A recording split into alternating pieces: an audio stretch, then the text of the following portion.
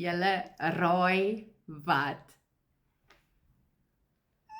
Hy's finally so. My boek is finally geprint, okay?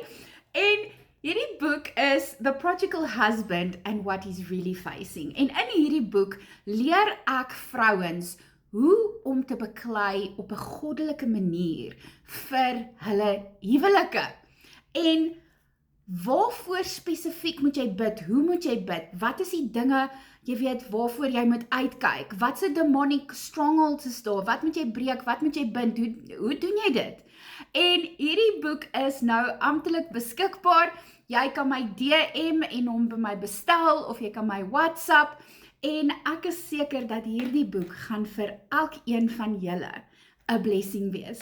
Hierdie boek is a proof of what God does as ons op 'n goddelike manier beklei vir ons huwelike.